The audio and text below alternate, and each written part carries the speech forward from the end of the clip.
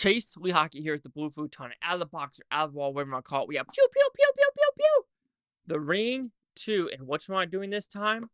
You know what? I pulled out Ring 2 again. And you know why? Because this is going to be Ring 2, not Spiral. So this is supposed to be the real sequel to the first movie. Is it? I still don't know.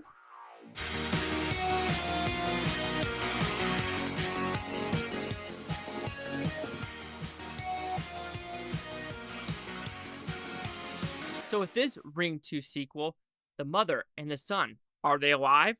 Are they dead? Because they were dead in Spiral. They're not dead in this one. They're just missing. However, her father might be dead because, he actually watched the tape. See the whole thing. If you watch the tape before someone else, the son doesn't have to die, blah, blah, blah. You know the thing. However, this one follows the girl who is the girlfriend of the ex-husband, is trying to figure out what is happening, where are they, and who is dying in the sequel. So to like this one, again, I don't know what it's about these Ringu movies. I think they're fine. I think they are fun to watch, but there's nothing scary about this one. And this one does more into supernatural telekinesis. How can you do this type of story? Because this one follows this little boy who kind of has the powers, but then you're just like... And this one also just goes into weird telekinesis territory where you have like reporters, you have doctors, you have people in insane asylums that can't watch TVs. Then you have, like I said, these weird doctors that want to go into this realm and commit suicide. Then you have the old father of Tsuruko. Or is it the father, or is it someone else that's like, just take me away because we found the body in the well, but we're going to recreate the face. Now this face is going to be crazy out of everywhere.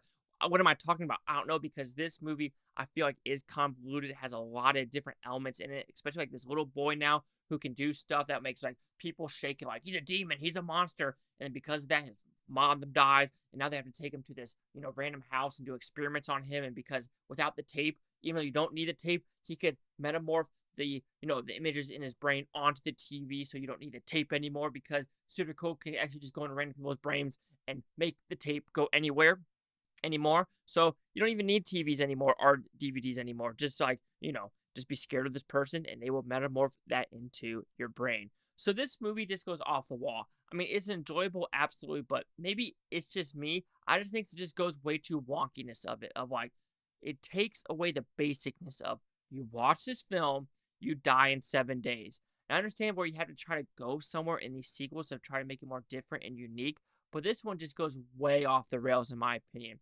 I'll say one thing, the directing, the acting, and the scenarios in this film do work. There are a little bit more scares in this one than the first one. But my goodness, it's just way too convoluted of like, who's this character? Who's this character? Who's this reporter? What's going on in this asylum? What's going on with this doctor? What's going on with this doctor? What's going on with that nurse? What's going on with this person? It's just so many people.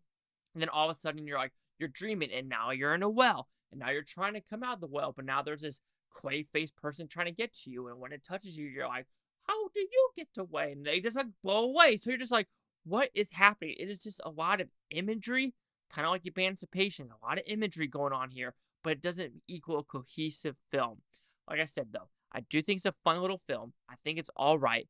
But just like the first Ringu and Spiral, something about these movies just don't really connect with me. I understand how it might connect with some other people with how it's just some bonkersness shit.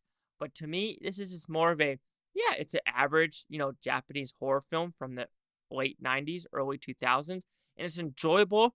But again, I am not scared. I think the lore goes way too just bonkers with this one.